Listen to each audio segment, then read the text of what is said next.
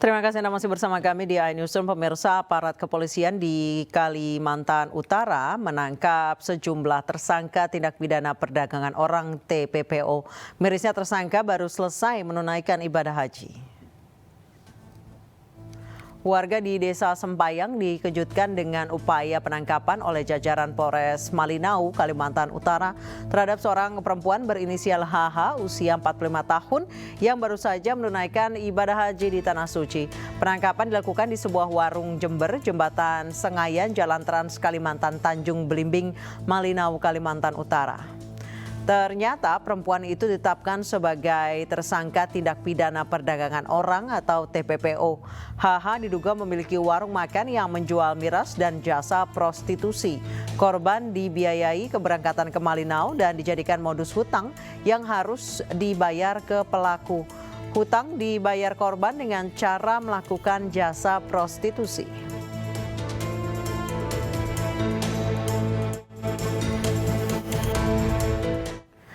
Sementara hasil menjual ginjal dari ratusan korban sindikat tindak pidana perdagangan orang meraup omset hingga 24,4 miliar rupiah. 12 pelaku ditangkap, diantaranya seorang polisi berpangkat Aibda dan satu petugas imigrasi.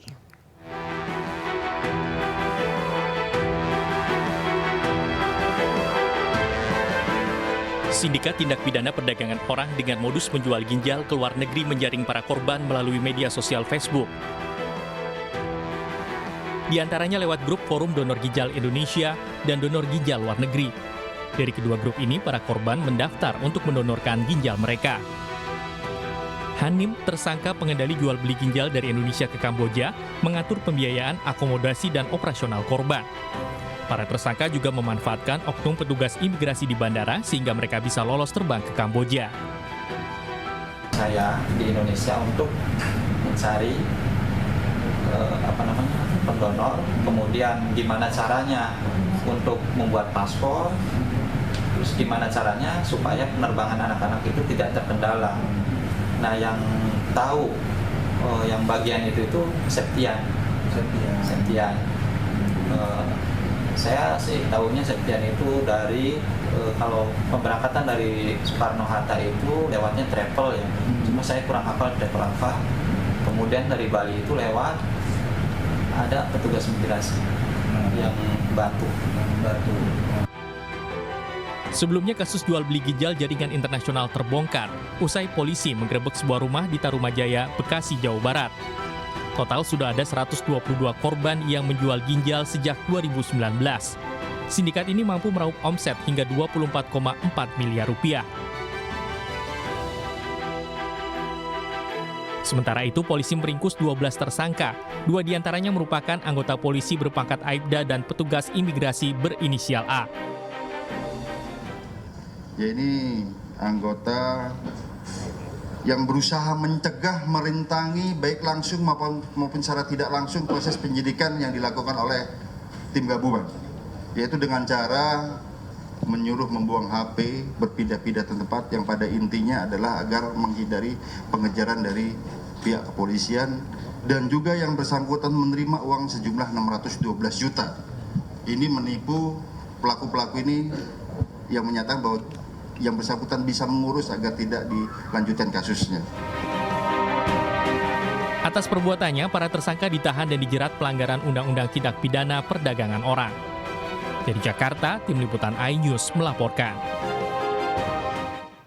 Mengapa masih banyak orang yang rela menjual ginjalnya dan seberapa menggiurkannya bisnis TPPO penjualan organ tubuh ini sampai ada oknum polisi yang terlibat? Untuk membahasnya sudah bergabung bersama kami anggota Kompolnas Yusuf Warshim dan sosiolog Sigit Rohadi. Selamat sore Bapak-Bapak. Selamat sore. Baik, Pak Sigit. Ya. Baik, saya ke Pak Yusuf juga masih tersambung dengan kami. Pak Sigit, Pak Yusuf. Baik. Saya masih terhubung, Mbak. Baik, saya ke Pak Sigit lebih dahulu. Pak Sigit, penjualan organ ini ramai bahkan sampai ada forumnya di media sosial. Menurut Anda apakah hal ekonomi menjadi alasan satu-satunya orang menjual ginjalnya? Tentu ada faktor penarik dan ada faktor pendorong. Ada permintaan dan ada penawaran. Faktor penarik dan pendorong sama kuatnya ya. Faktor pendorongnya jelas karena banyak orang, banyak keluarga terlilit masalah-masalah ekonomi.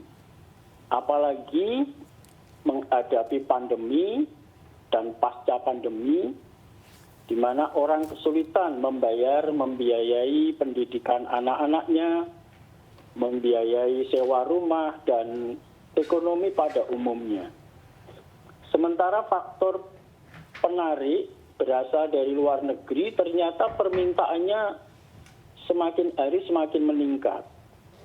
Dari 2 berkembang ke 5, berkembang ke 10, dan sekarang setiap bulan hampir 20 sampai 25. Itu permintaan dari negara luar yang berbasis di Kamboja. Nah, jadi adanya permintaan dan penawaran ini yang sama kuat, ini yang menyebabkan perdagangan organ tubuh ini terus berkembang dengan pesat di akhir-akhir ini. Baik. Jadi kalau 10, iya.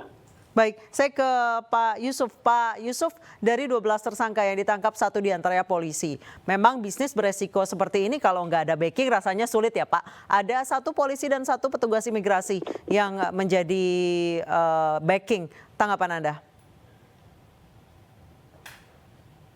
Pak Yusuf? Ya, halo. Baik, saya ke Pak Sigit lagi karena hubungan kami dengan Pak Yusuf belum tersambung kembali. Pak Sigit, selain masalah penjualan organ yang memang orang rata-rata tertarik karena masalah keuangan, kalau terkait dengan TPPO penjualan orang yang mengaku sebagai TKI kemudian malah di sana dijadikan PSK, itu adalah hal yang sudah lama terjadi, modusnya sudah banyak diketahui orang, tapi orang masih terus terjerat. Padahal sudah ada penyalur TKW legal. Iya, jadi perdagangan manusia ini mulai memasuki tahap yang mengerikan. Mulai dari perdagangan manusia untuk dieksploitasi tenaga kerjanya, dipekerjakan secara paksa, kemudian naik ke persoalan dipekerjakan untuk seksual, dan sekarang yang mengerikan adalah dipekerjakan atau diperdagangkan organ tubuhnya.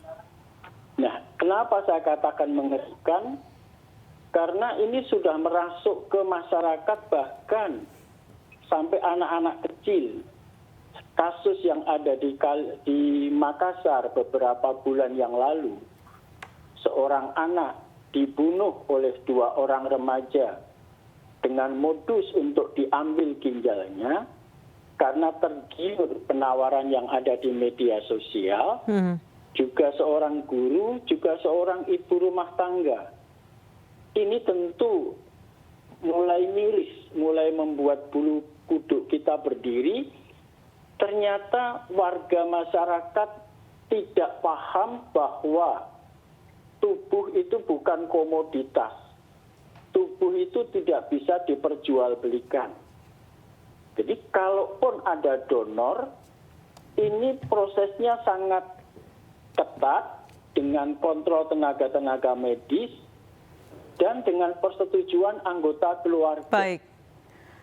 Baik, dari Pak Sigit saya ke Pak Yusuf. Pak Yusuf, bisnis beresiko seperti penjualan perdagangan manusia ini tentunya akan sulit dijalankan jika tidak ada backing. 2 orang jadi backing, 1 polisi, 1 adalah petugas imigrasi. Tanggapan ya Pak Yusuf? Baik, terima kasih. Tindak pidana perdagangan orang ini kan telah menjadi komitmen serius pemerintah untuk memberantas dan menindaknya. Menko Polhukam selaku Ketua Kompolnas dalam perkembangan terakhir ini cukup mendorong kepolisian agar tidak pidana perdagangan orang ini benar-benar diberantas. Nah, Polri sendiri dalam pantauan Kompolnas telah sungguh-sungguh Bareskrim dan terkait dengan perdagangan organ tubuh yang itu ginjal yang sedang disidik di Polda Metro Jaya, tentu Kompolnas terus mendorong apabila terbukti keterlibatan dugaan oknum anggota di dalam hal tersebut, tentu Kompolnas mendorong agar yang bersangkutan ditindak tegas. Dalam konteks soal backing-membacking, tentu ini kepolisian sungguh-sungguh dan serius. Nah, jadi sekali lagi, tindak pidana perdagangan orang, pemerintah sendiri sudah sangat serius berkomitmen untuk memberantasnya. Jadi siapapun yang membackingi, kalau ada yang membackingi tentu akan ditindak. Itu saja. Baik, Pak, yang ketahuan adalah berpangkat Aibda. Menurut Anda apakah ini harus ditelusuri atas-atasnya, apakah ada atau tidak yang mungkin pangkatnya lebih tinggi? Baik. Kan ini proses yang sedang berjalan masih dalam penyidikan oleh kepolisian. Tentu semuanya itu dilakukan berdasarkan bukti-bukti. Kompolnas dalam hal ini tetap menghormati independensi penyidik, namun dalam hal penyidikan ini ya kita harap transparan, akuntabel, tidak ada yang ditutup-tutupi. Nah, semuanya tergantung kepada bukti-bukti. Mereka bekerja secara profesional. Kalau memang bukti-bukti itu ada, tidak harus ada oknum lain, tapi ada oknum-oknum aparat lain, ya tentu itu tidak usah ditutupi, ditindak saja. Itu, Mbak. Baik, kita harapkan masyarakat juga semakin paham dan mengetahui apa sebenarnya konsekuensi dari menjual, memperdagangkan anggota tubuhnya. Karena tadi seperti kata Pak Sigit bahwa anggota tubuh atau tubuh kita itu bukan komoditas. Terima kasih Pak Sigit Rohadi dan Pak Yusuf Warshim telah bergabung bersama kami di Newsroom Weekend. Pemirsa, Ketua Umum PSSI Erick Thohir pastikan Kota Solo akan menjadi tuan rumah semifinal dan final Piala Dunia U17. Informasi selengkapnya usai jeda.